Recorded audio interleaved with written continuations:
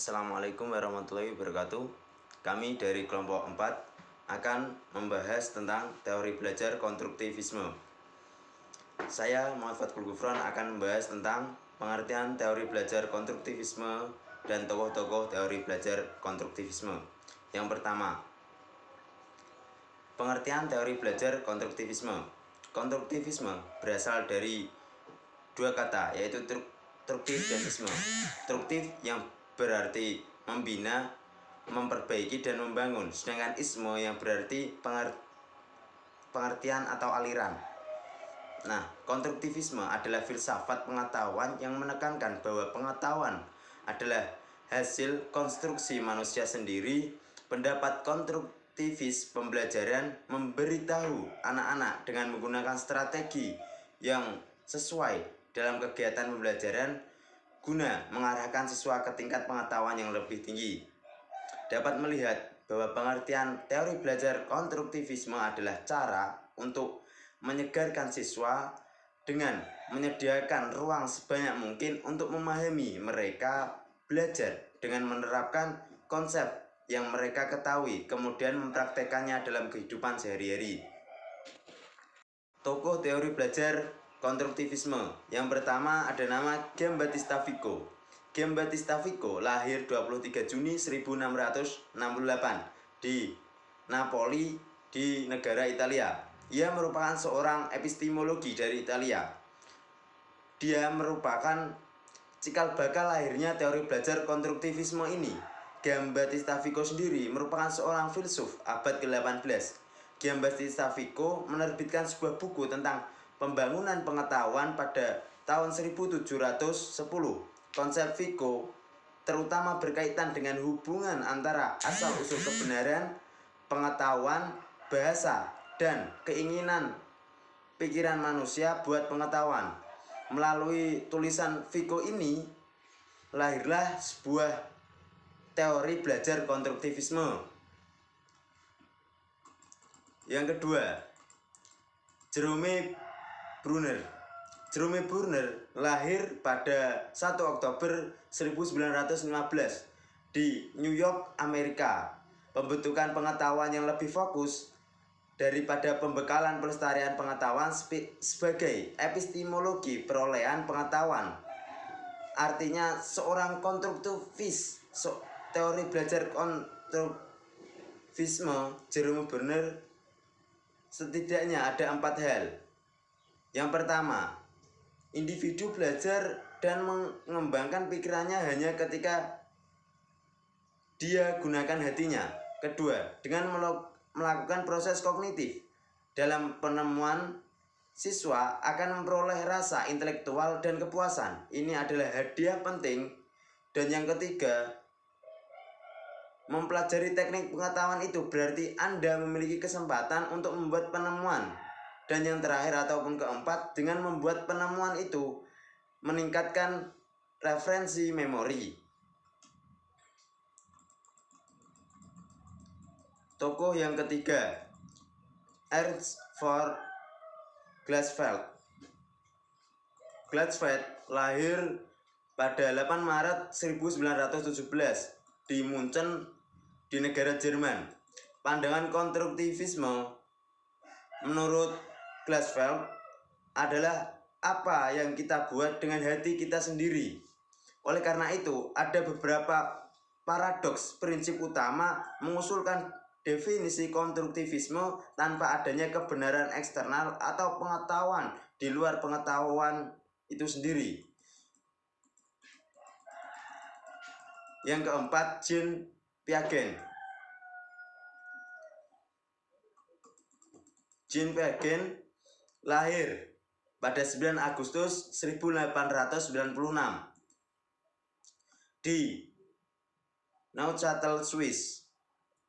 Piaget tidak dilakukan lagi sebagai pelopor pendekatan konstruktivis untuk kognisi dalam abad ini. Penerapan kerja Piaget untuk praktik pendidikan telah difokuskan pada kegiatan pelajar saat ia memenuhi dan memahami untuk menciptakan, untuk memahami ataupun menemukan, mengonstruksi oleh penemuan kembali. Dan yang terakhir, Lev Vygotsky yang lahir pada 17 November 1896 di Orsa, Belarus. Vygotsky dikenal sebagai pendiri konstruktivisme sosial. Vygotsky merasa bahwa berpikir berkembang dari pengalaman dan kematangan proses individu. Yang penting dia juga konstruksi memiliki asal-usul sosial dan dipelajari melalui interaksi dengan orang-orang lainnya. Kesadaran individu berkembang dari aktivitas yang dimediasi. Hal ini kemudian diinterrealisasikan ke dalam bentuk fungsi kognitif yang lebih tinggi. Vygotsky berusaha keras untuk mempelajari hubungan antara pembelajaran dalam konteks sosial di pikiran dan masyarakat. Dia menulis atau karyanya adalah anak-anak menyelesaikan tugas-tugas praktis dengan bantuan ucapan serta mata dan telinga. Mungkin itu dari saya yang dapat saya sampaikan. Wassalamualaikum warahmatullahi wabarakatuh. Selanjutnya yaitu pandangan teori konstruktivisme dalam proses belajar. Pengajaran konstruktivisme didasarkan pada pembelajaran yang terjadi melalui keterlibatan aktif siswa dalam konstruksi, makna, dan pengetahuan. Pengajaran konstruktivisme hanya mempromosikan motivasi dan pemikiran kritis siswa dan mendorong mereka untuk belajar secara mandiri. Yang selanjutnya yaitu prinsip-prinsip dalam teori konstruktivisme. Yang pertama adalah belajar selalu merupakan sebuah proses aktif. Yang kedua, belajar melalui pengalaman, refleksi, dan metakognisi.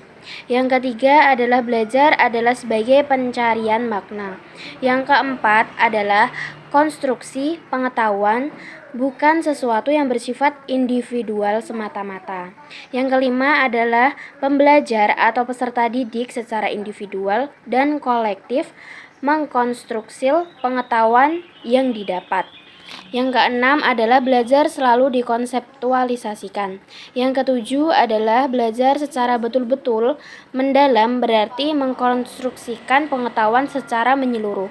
Yang kedelapan adalah mengajar adalah sebagai pemberdayaan, pembelajaran, dan memungkinkan pembelajar untuk menemukan dan melakukan refleksi terhadap pengalaman-pengalaman realistis. Assalamualaikum warahmatullahi wabarakatuh. Perkenalkan, nama saya Raffi Lingga Priyatama. Saya di sini merupakan salah satu anggota dari kelompok 4 yang akan membahas mengenai teori konstruktivisme, dan di sini saya membahas mengenai implikasi teori ini dalam pendidikan agama Islam. Di belakang saya nih, bisa kalian lihat ya, di belakang saya ini ada ada penjelasan singkat mengenai implikasinya, dan di sini saya akan menjelaskan sejelas-jelasnya implikasi ini gitu.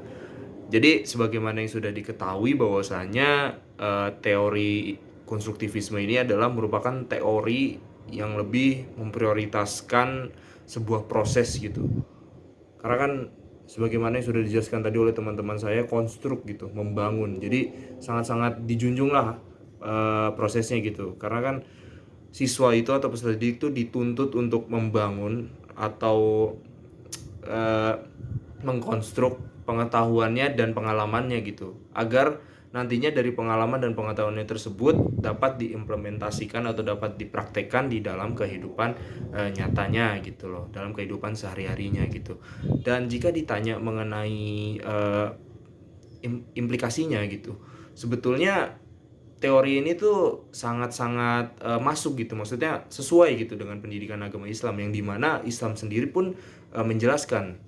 Maksudnya Islam sendiri pun menjelaskan pentingnya pendidikan gitu, yang dimana pendidikan tuh penting gitu dari ketika kita lahir sampai ketika kita wafat gitu, yang dimana itu kan manusia berproses gitu ya kan.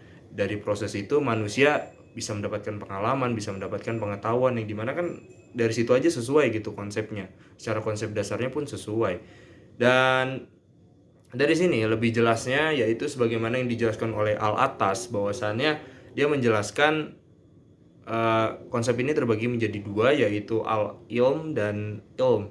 yang dimana al-ilm ini adalah pengetahuan yang diperoleh oleh insan itu sendiri. Maksudnya dia kayak belajar gitu, nyari ilmu pengetahuan gitu, sekolah segala macem. Dan ada yang kedua yaitu ilm, yang dimana jamaknya itu ulum, yang memiliki arti adalah pencapaian atau pengetahuan yang didapatkan dari pengalaman hidupnya gitu. Nah, pengalaman baik itu secara indrawi gitu, secara pengkajian, secara penyelidikan dan sebagainya lah. Dan dari situ bahwa dapat disimpulkan bahwasannya pendidikan atau implikasi konsep konstruktivisme ini dalam pendidikan Islam tuh bukan hanya sekedar mentransfer apa itu namanya pengetahuan gitu dari guru ke siswa, nggak ujuk-ujuk begitu gitu. Karena di sini pun guru itu harus membantu siswa gitu, harus membina siswa bagaimana caranya untuk mengkonstruk atau membangun pengetahuannya sendiri gitu. Jadi kira-kira gimana, tapi harus disesuaikan dengan pendidikan agama Islam. Misalkan perihal mengenai sholat atau segala macam, dia tuh harus dikonstruk gitu, harus dibangun agar siswa ini tahu gitu, agar ketika dia mempraktekannya tuh bisa gitu. Karena kan bener-bener dikonstruk dari pengetahuan, pengalamannya gitu loh. Dan juga guru itu harus menjadi role model atau contoh gitu bagi peserta didiknya, agar peserta didiknya tuh bisa mencontoh gitu. Selain itu, karena ini adalah implikasinya dalam pendidikan agama Islam, maka dari itu guru itu harus mencontohkan juga kepribadian yang sesuai dengan nilai-nilai Islam. Jadi sehingga benar-benar dia dapat menjadi model atau role model yang al-uswah al-hasanah gitu. Jadi pada intinya dalam implikasinya ini guru itu juga sangat berperan lah gitu dalam mensukseskan teori ini atau teori konstruktivisme ini di dalam pendidikan agama Islam gitu. Mungkin itu saja penjelasan dari saya, kurang lebihnya mohon maaf apabila mungkin ada kata-kata yang kurang jelas atau ada kata-kata yang agak kepleset-pleset atau segala macam, saya mohon maaf. Wassalamualaikum warahmatullahi wabarakatuh.